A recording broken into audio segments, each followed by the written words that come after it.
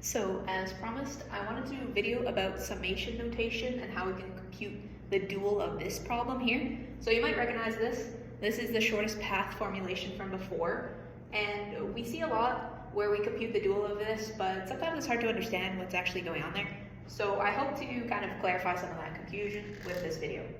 So I want to recall just these three from my previous video here. I omitted the fourth one because if you see, there are no free variables and there are no equality constraints here, so we don't have to worry about that. But I want to start us off with just kind of reasoning about how we can do the steps I computed before, because the last one was very mechanical. I could do the transpose really easily, and I could figure out how to put it as a matrix because it was already in that form. But we see a lot of summations here, and we're not quite sure what to do with that right now. So first, I'm going to reason about how we can convert this C vector here and this B vector here into summation notation. So this one, I can transpose this right now if I want. This is just going to be a vector of 1s for every constraint, and I can represent that as 1ty. I'm going to do something clever here. I'm going to put a u as my subscript, and I'll explain why I got that later.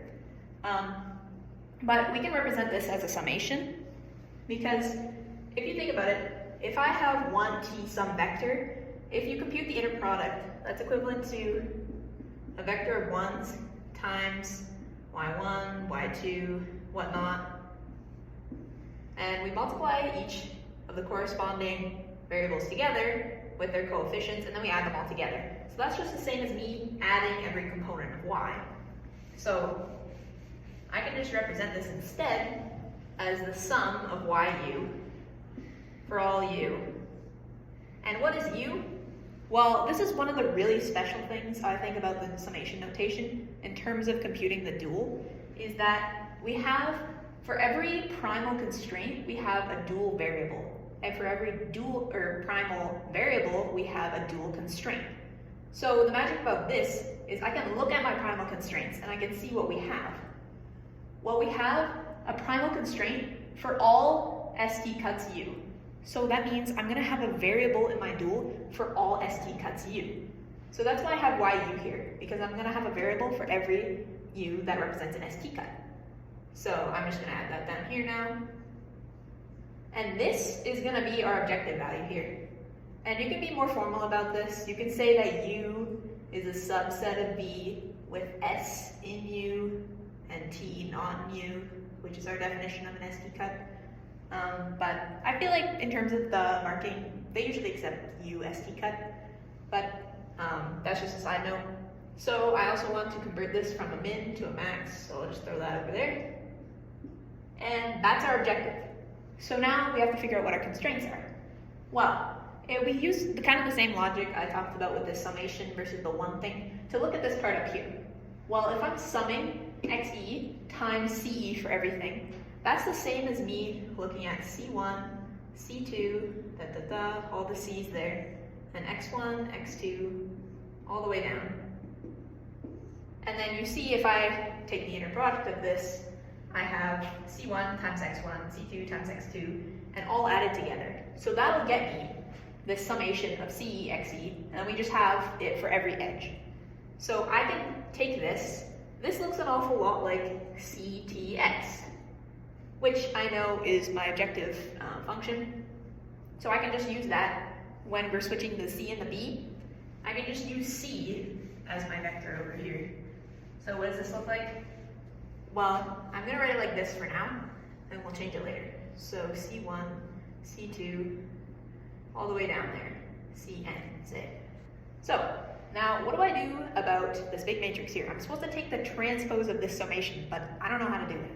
Well, if you're stuck on something like this, I would say try to reason about what it would look like as a matrix, and then you can convert it back into summation after. Because it's really hard to go directly from summations if you're not sure what exactly this looks like as a matrix. So let's reason about what this looks like. Well, if I'm summing from if I'm summing across these edges here, I have a constraint for every st cut. So I can just label these here as u1, u2, all the way down to, say, uk. And I look across my variables, I have a variable for each edge. So these edges here, e1, e2, en. I use. So what do I put in this matrix? Well, we want to add only the edges that are within the cut U. So if I'm imagining what this would look like as a matrix, I would have E1. If E1 is in the cut U1, I would have a 1 there. But say E2 is not in the cut U1, I'd put a 0 there. And I keep putting these 1s and 0s along until I have all the edges that are in the cut correspond to 1s, and all the edges that are not in the cut have 0s. Then I can just kind of arbitrarily fill this out, see what this would look like. I'm just putting random values in here, just so for us to visualize what this would look like. This is also what I do when I'm doing like assignment questions like this, just so I can see better what's going on.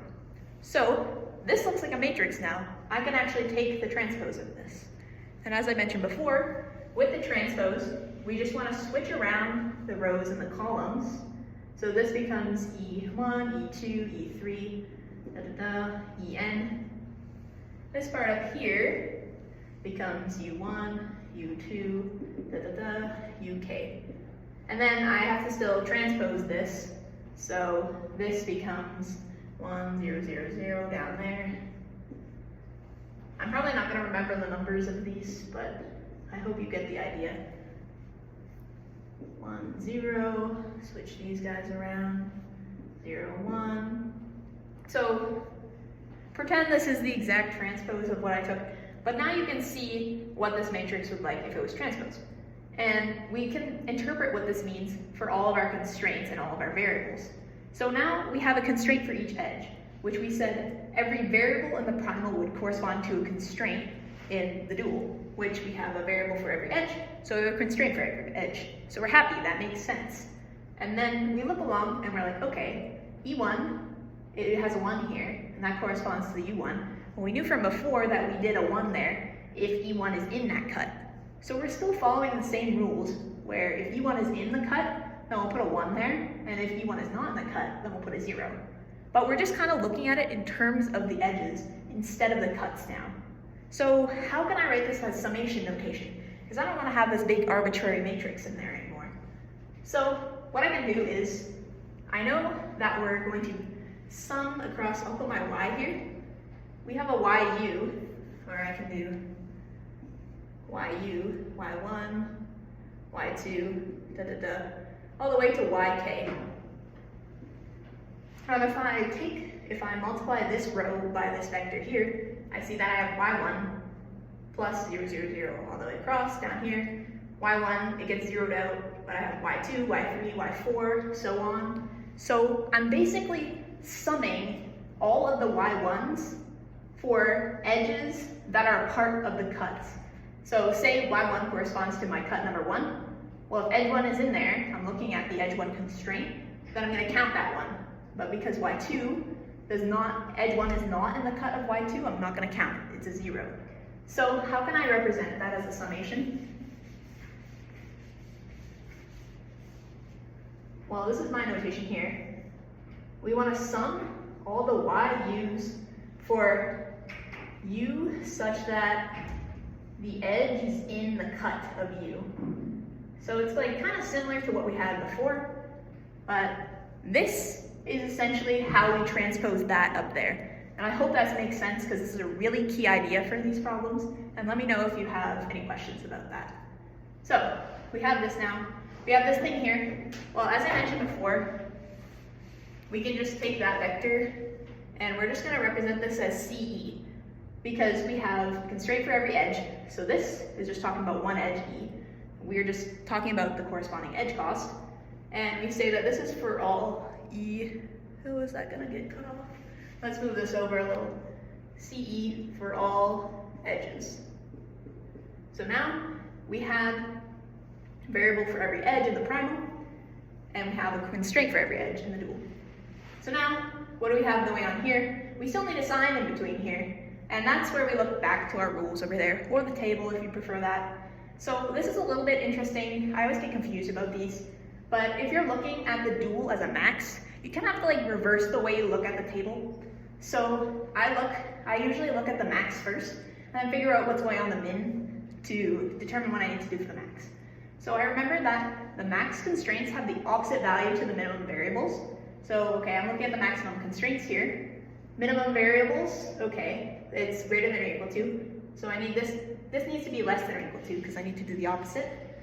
And now I look at the variables, okay, well we have these yu for all st cuts. Because again, we have for every constraint in the primal, we have a constraint for every st cut u. We're gonna have a variable in the dual. So we have a variable for every st cut u. So the maximum variables correspond to the same sign as the minimum constraints. So we see those ones are greater than or equal to. So we're gonna have these are greater than or equal to 0 as well. And there we have it. I mean, like, this is what, 10 minutes? Not too bad. This is an example of summation notation, and let me know if you want me to try any more of these examples, and I hope that helps.